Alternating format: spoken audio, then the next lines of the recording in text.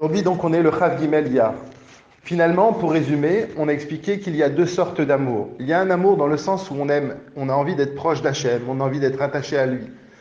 Et pour se sentir justement complètement en connexion avec Akadosh Baruch Hu, on cherche un moyen. Et le seul moyen que nous avons de lien direct entre nous et Hachem, c'est la Torah et les mitzvot. C'est ça qui justement nous permet d'assouvir ce besoin, cet élan vers lui.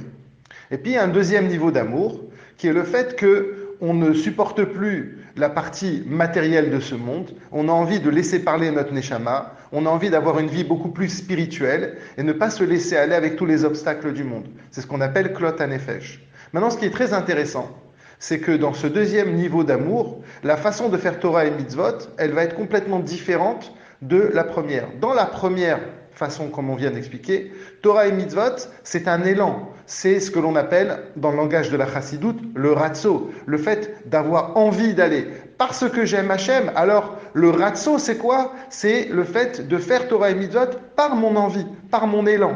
Alors que, de l'autre côté, quand je veux laisser parler que ma spiritualité et ma neshama, qu'est-ce qui va faire que je vais faire de Torah et mitzvot? Ce n'est pas justement par élan, non, parce que mon élan à moi, c'est quoi? C'est au contraire, c'est d'être beaucoup plus spirituel. Donc, qu'est-ce qui fait que je fais Torah et mitzvot? C'est au contraire, parce que je m'assagis, c'est le shov, c'est le fait de revenir. Comme on sait qu'il y a toujours ratso et shov, l'élan vers le haut, et shov, le fait de calmer cet élan et de revenir, si l'on peut dire, plus raisonnablement dans un monde matériel. Donc, qu'est-ce qui va faire que je vais faire Torah et mitzvot si je suis justement dans Klot HaNefesh? Eh bien, c'est parce que je vais me baser sur ce qui est dit dans Sefer Yetzira, Imratz libecha Shov le'echad. Si ton cœur est en train de courir, en d'autres termes, si tu es en train maintenant de vouloir avoir une vie complètement spirituelle, non, calme-toi, reviens vers le echad. Et donc finalement, on s'aperçoit que c'est complètement le contraire. Le calme-toi ici nous aide à faire Torah et mitzvot,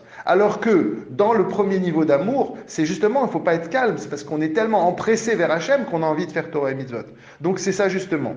Et pourquoi justement on va revenir et si l'on peut dire se calmer et faire en sorte de faire Torah et mitzvot, c'est parce que al-korach atachai, parce que c'est pas la vie et la mort, c'est pas toi qui l'as choisi, c'est Akadosh Baruch Hu qui l'a choisi. En d'autres termes, même si toi tu as ce sentiment profond qui est que tu as envie de t'englober dans Hachem, mais sache que ça n'est pas ton choix. Al-Korach Atachai. Hachem, il t'a mis dans ce monde et il ne nous a pas demandé notre avis. On a à faire, en fait, finalement, on va faire Torah et Mitzvot parce qu'on est en train simplement de vouloir faire la volonté d'Akadosh Baruch Hu et pas pour assouvir notre besoin d'être proche de lui. Et donc, c'est pour ça, parce qu'on dit aussi Torah Traim, c'est une Torah de vie, c'est pas une Torah de Mavet, c'est une Torah dans laquelle on te demande de vivre matériellement et c'est pour faire Dirabet Tartonim.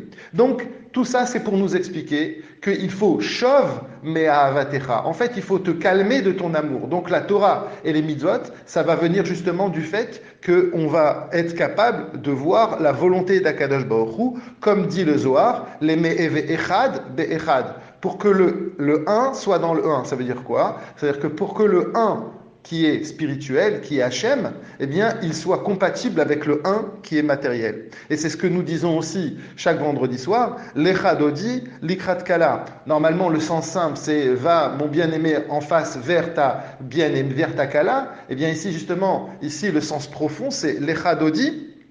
Mon bien-aimé, il va avancer, quoi? L'ikrat kala. À partir du moment où je vais être kala ici, ça ne veut pas dire ici la bien-aimée, mais ça veut dire l'amour qui est de kala, de klot hanefesh. Eh bien, quand je suis dans klot hanefesh, quand je suis l'ikrat kala, qu'est-ce qu'il faut que je fasse? Il faut l'echadodi. Il faut avancer dans un chemin qui est un chemin matériel. En d'autres termes, la Torah et les mitzvot que l'on va faire à ce moment-là, ça va être une Torah et une mitzvah qui va être justement une halicha, le fait d'avancer dans ce monde, parce qu'Akadosh Baruch Hu le veut ainsi.